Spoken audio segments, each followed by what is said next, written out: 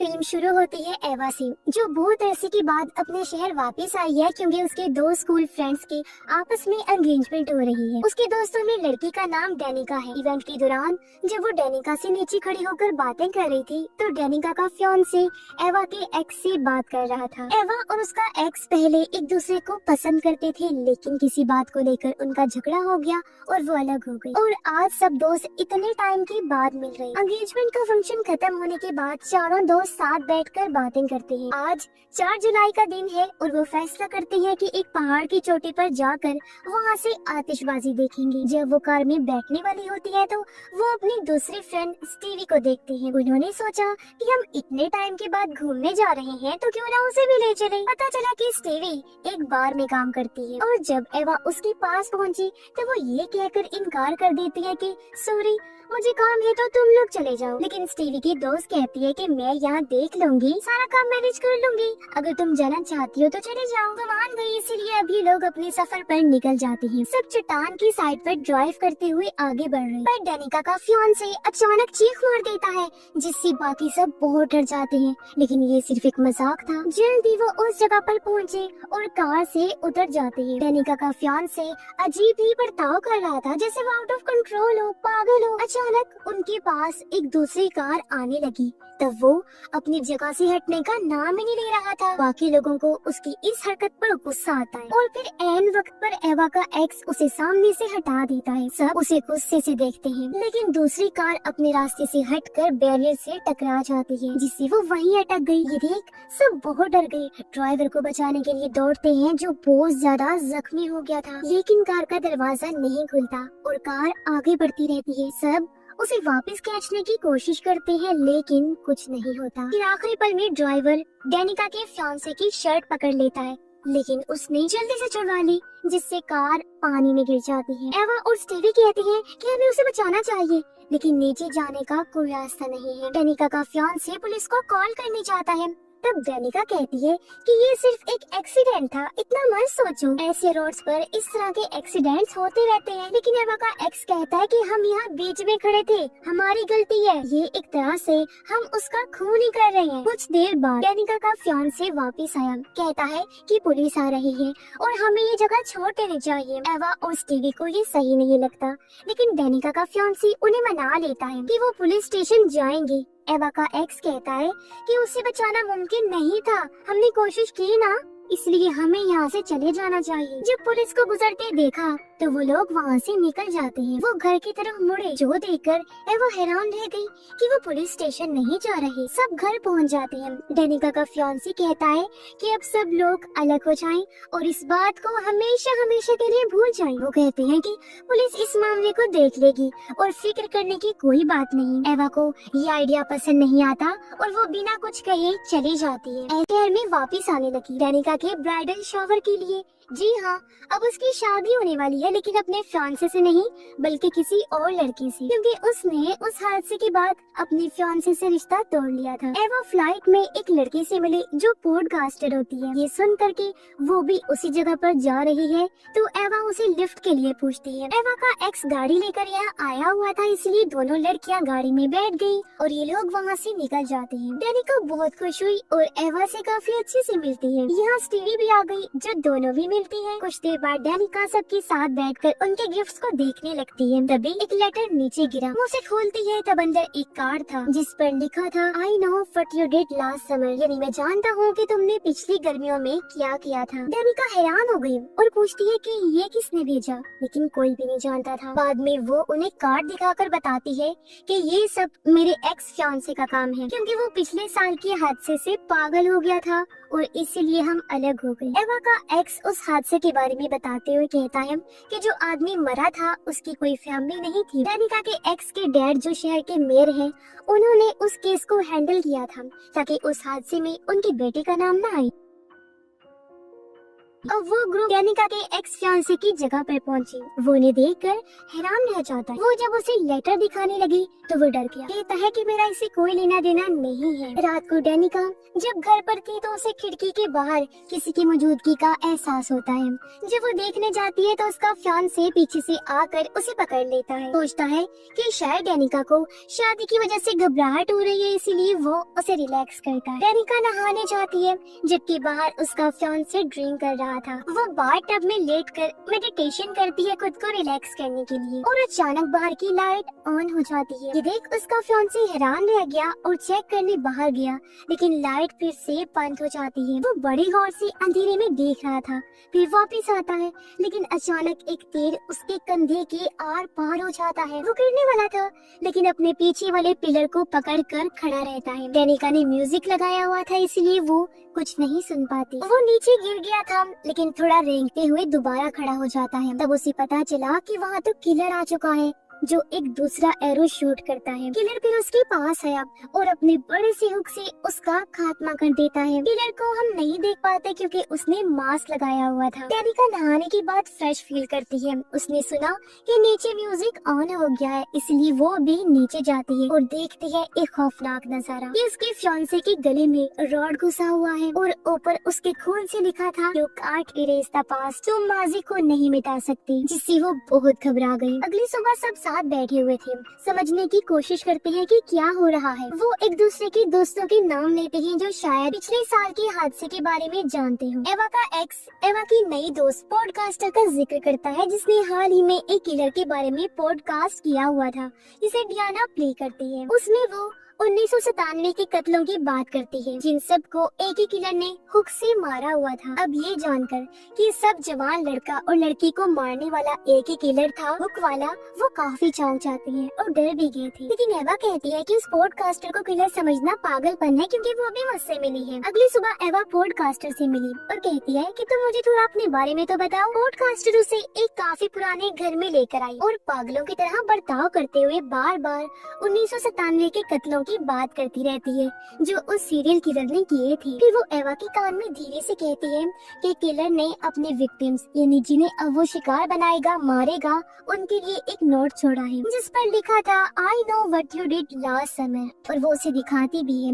वो एवा को एक प्रोफेसर लेडी और रे नाम के आदमी के बारे में भी बताती है, जो उस टाउन की हादसे के सर्वाइवर्स थे, यानी किलर से जिंदा बचने वाले 2 लोग। वो एवा को और डराती है, कहती है कि इंतजार करो, और खुद ऊपर चली जाती है। एवा मदद के लिए कॉल करती है। जैसे जैसे इंतजार बढ़ता गया, वो अचानक से किलर को अपने सामने खड़ा पाती है। उसने सोचा कि ये पॉडकास्टर है जो मेरे साथ मजाक कर रही है, लेकिन वो तो ऊपर थी। इसका मतलब कि एवा के सामने सच में वो किलर ही था। वो उस पर हमला कर देता है। तब एवा किलर के हर अटैक से बचती रहती है। वो चाकू से किलर को ही जख्मी कर देती है। फिर वो किलर के सामने चाकू करते हुए खुद को एक रूम में लॉक कर देती है। कुछ देर बाद जब उसे एहसास हुआ कि किलर अब वहाँ पर नहीं है, तो वो बाहर आई। तभी पॉडकास्टर भी वहाँ आ जाती है, लेकिन तभी एवा के ऊपर एक बड़ा सा पिंजरा आकर गिरा, जिससे वो कैद हो गई। वो घबराते हुए पॉडकास्टर से कहती है कि जाओ और मदद लेकर आओ, तो वो वहाँ से भाग जाती है। पॉडकास्टर खुद को एक हाथ से चलने वाली लिफ्ट में पाती है, इसलिए वो उसे खींचने लगी। तब तक किलर भी यहाँ आ गया था। एवा पिंजरे के नट्स हटाने की कोशिश करती है, जबकि पॉडकास्टर ऊपर एक स्टोर रूम में पहुंची जहाँ बहुत सारे पुतले थे। किलर पीछे से आकर उसे पकड़ लेता है और जब गला घोटने की कोशिश करता है तो किसी तरह वो किलर का मास्क हटा देती है। वो जो भी था, पॉडकास्टर उसे पहचान लेती है। इतनी ही देर में स्टीवी एवा की मदद करने के लिए पहुँच गयी और जैसे ही वो लोग बाहर निकलते हैं, पॉडकास्टर की लाश ऊपर से गिरकर लटक गई। पुलिस इस क्राइम सीन पर पहुंचकर मामले को देखती है और कहती है कि कल सुबह टाउन के एक हॉल में मीटिंग है, तो उन सब लोगों का वहाँ पर आना जरूर। उन्हें अब समझ नहीं आता कि क्या करें, लेकिन एवा के पास एक प्लान है। वो है सर्वाइवर प्रोफेसर, जो अपने स्टूडेंट्स को पढ़ा रही होती है। जैसे वो बाहर आई, एवा उसके पास जाती है, लेकिन वो अपने पास्ट के उस हादसे के बारे में कोई बात नहीं करना चाहती। लेकिन एवा उसकी मिन्नत करते हुए मदद मांगती है। अब क्योंकि वो भी उस अजीब सूरत हाल से गुजर रहे थे, इसीलिए वो एवा की बात सुनने के लिए तैयार हो जाती है और एवा को अपने घर ले आई। एवा पूछती है, क्या आप मेरे साथ टाउन जा सकती हैं? इस पर प्रोफेसर कहती है कि इसका कोई फायदा नहीं है, इसका सिर्फ एक ही तरीका है, ये पता लगाना कि ये सब कौन कर रहा है, यानी कि किलर कौन है, उसे ढूंढो। टाउन मीटिंग में पुलिस सबको बताती है कि पॉडकास्टर ने अपनी जान खुद ली है, क्योंकि हमारे पास उसकी हिस्ट्री है, जिससे ये बात साबित हो रही है कि उसका दिमागी तवाज़ुन ठीक नहीं था। ये सुनकर एवा और उसका एक्स खड़ी हुई इस बात की मुखालफत करती है। एवा बताती है कि वो किलर नहीं है, बल्कि जब मैं उसके घर गई थी तो वहाँ किलर सच में आया था, जिसने मेरा भी पीछा किया। जो सुनकर अब सब लोग हैरान रह जाते हैं, लेकिन पुलिस इस बात पर यकीन नहीं करती। उनका कहना था कि माफ करें, मगर हमें सबूत चाहिए, ऐसे हम आप लोगों की बातों पर यकीन नहीं कर सकते। इस बीच रे आता है, जो टाउन का दूसरा सर्वाइवर है, जो प्रोफेसर के साथ बचा था। वो सख्ती से कहता है कि इनकी बातों पर यकीन करना चाहिए आप लोगों को, और इस मामले को सीरियस होकर देखना चाहिए। पुलिस कहती है कि हाँ हम करेंगे, लेकिन इस तरह के मामले में हम हमेशा फादर की मदद लेते हैं, जो सामने ही बैठे हुए थे। वो खड़े हुए और सबसे कहते हैं कि जिसको भी मदद चाहिए वो मेरे घर आए। अब स्टीवी रे के पास जाती है, क्योंकि वो कभी नहीं जानती थी कि वो भी उस किलर का सर्वाइवर है। वो कहता है कि मैं इस बारे में बात करना पसंद नहीं करता। तब स्टीवी कहती है कि मैं अपने दोस्तों के साथ कुछ सवाल पूछने आई हूँ। यहाँ पता चलता है कि रे पहले प्रोफेसर का हस्बैंड था। उसे ये बात पसंद नहीं आती कि मेरी एक्स वाइफ उस प्रोफेसर ने इन लोगों से कहा है कि वो किलर को ढूंढे। डेनिका का एक्स फियांसे कहता है कि मुझे सिर्फ एक ही हल नजर आ रहा है, और वो है इस टाउन से भाग जाना। लेकिन रे, जिसे इस बात का तजुर्बा था, कहता है कि ये अच्छा आइडिया साबित नहीं होगा। इस बीच वो पुलिस रिपोर्ट को देखते हैं, जिसके मुताबिक मरने वाला आदमी शराब पीकर गाड़ी चला रहा था, और वो गाड़ी भी चोरी की। रे कहता है कि हमें पता करना होगा कि वो कार किसके नाम की थी। इसीलिए वो टाउन की उस कार सर्विस में जाते हैं जहाँ पर गाड़ियाँ किराए पर दी जाती थी। वहाँ के आदमी से कहते हैं कि क्या हमें पुरानी गाड़ी के बारे में इंफॉर्मेशन मिल सकती है, हमारे पास लाइसेंस, नंबर प्लेट कुछ भी नहीं है। एवा यहाँ एक ड्रामा करती है कि वो मेरा भाई था जो उस कार एक्सीडेंट में मारा गया था, इसीलिए वो आदमी उन्हें इंफॉर्मेशन दे देता है। ये फैसला करता है कि मिली हुई इंफॉर्मेशन की मदद से हम कार को ढूंढेंगे। डेनिका और उसका एक्स फियांसे कब्रिस्तान गए ताकि वो मरने वाले आदमी की कब्र पर जा सके। उन्होंने देखा कि उसकी कब्र पर ताज़ा फूल पड़े हुए हैं। कब्रिस्तान का केयर टेकर जब वहाँ पर आया तो उन्होंने पूछा, क्या तुम जानते हो कि ये फूल किसने रखे? वो कहता है कि नहीं, मैं नहीं जानता। तो वो दोनों उसे सीसीटीवी फुटेज दिखाने के लिए रिक्वेस्ट करते हैं, और वो मान गया। वो जाता है चेक करने, और जैसे ही वो पता लगाने वाला होता है, किलर पीछे से आकर उसका गला काट देता है। अब उन्हें शाम हो गई थी और आदमी अभी तक वापस नहीं आया था, इसलिए उसका एक्स फियांसे चेक करने गया, जबकि डेनिका वहीं रुककर इंतजार करती है। और जैसे ही वो पीछे मुड़ी, अचानक से उसके सामने किलर आ जाता है। वो बहुत घबरा गई, भागती है और एक स्टोरेज में छुप जाती है। उसे वहाँ एक टेलीफोन मिला, और जब वो कॉल करने की कोशिश करती है तब किलर वहाँ आ जाता है। वो स्टेज के नीचे छुप गई और किलर उसके ऊपर से चल रहा होता है। जल्दी किलर को उसके बारे में पता चल गया और वो अटैक कर देता है।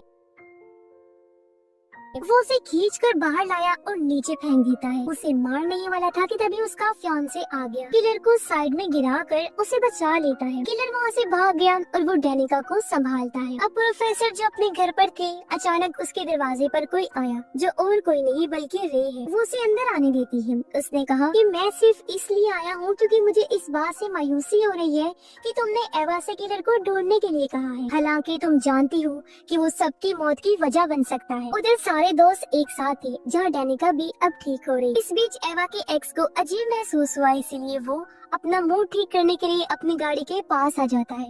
लेकिन जब वो वापस आया तो पाता है कि दरवाजा लॉक्ड है। वो खिड़की की तरफ जाने लगा, लेकिन तभी पीछे से किलर आकर रस्सी से उसका गला घोंटने लगता है, जिससे उसका दम घुट गया, गले की हड्डी टूट गई और उसकी वहीं पर मौत हो जाती है। एवा पर्दा हटाती है और देखती है कि उसकी कार वहाँ से जा रही है।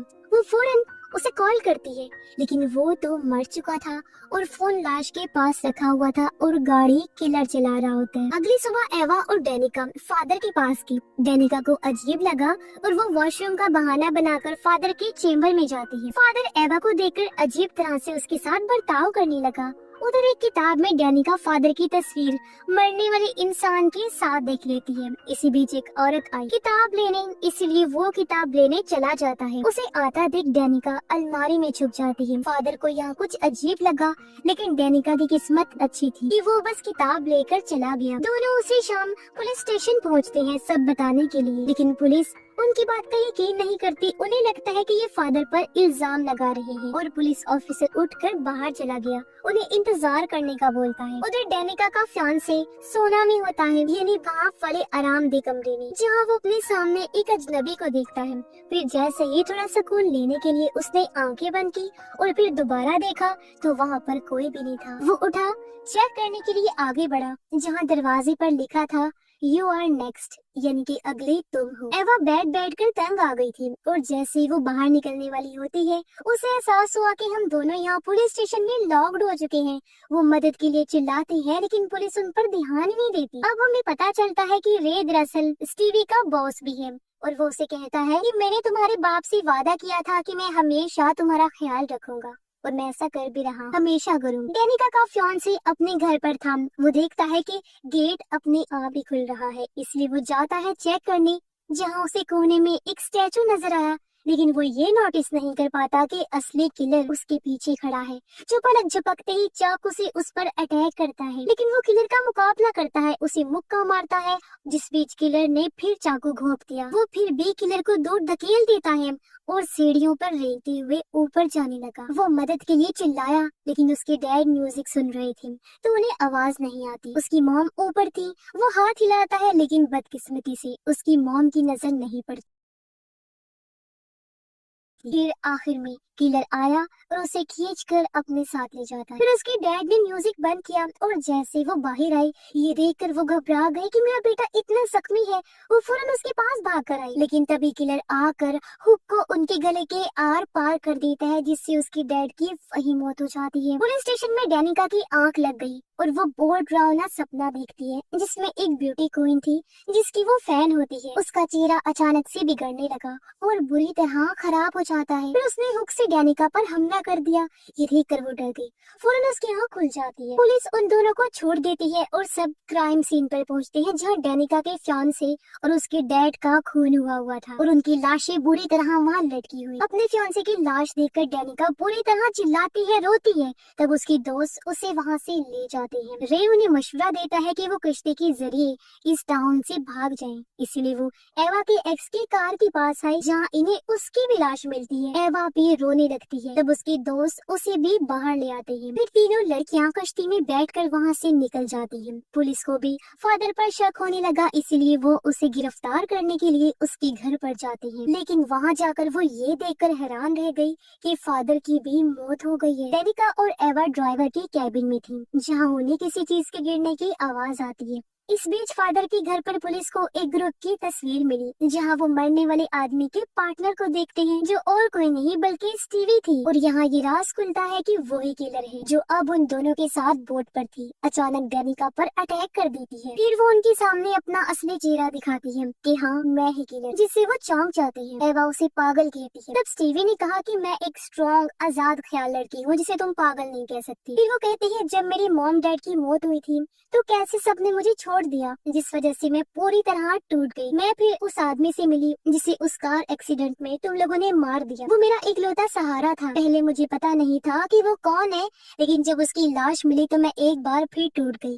तुमने मेरे प्यार को मुझसे छीन लिया था। डेनिका पूछती है कि अब ये सब बताने का क्या मकसद है तुम्हारा। वो कहती है कि जैसे तुमने मुझसे मेरा प्यार छीना था ना, मुझे तकलीफ दी थी, तुम भी वही दर्द महसूस करो, इसीलिए मैंने भी वैसा ही किया। तुम दोनों से तुम्हारा प्यार छीन लिया। एवा फ्लेयर गन देखती है और उसे उठाने जाती है, लेकिन स्टीवी ने उसे रोक दिया। तभी हुक नीचे गिर जाता है और डेनिका उसे लेकर भाग जाती है। स्टीवी उसका पीछा करती है और तभी यहाँ रे भी मदद के लिए आ जाता है। वो स्टीवी के पास पहुँचता है और गन पॉइंट करता है, लेकिन वो डेनिका को अपने हुक की नोक पर पकड़े हुए थी। लेकिन किसी तरह डेनिका उसे मारकर खुद को छुड़ा लेती है। रे के पास और कोई रास्ता नहीं बचा, इसीलिए वो उसे शूट कर देता है और स्टीवी पानी में जा गिरती है। फिर एवा रे के साथ उसकी बार में होती है। वो जब शर्ट उतारता है तो एवा ये देखकर घबरा जाती है कि जब किलर पॉडकास्टर के घर पर आया था और मैंने उस पर चाकू से वार किया था तो वही जख्म रे पर था, जिससे वो घबरा गई और वहाँ से जाने की कोशिश करती है। लेकिन उसे पता चला कि दरवाजा तो लॉक्ड है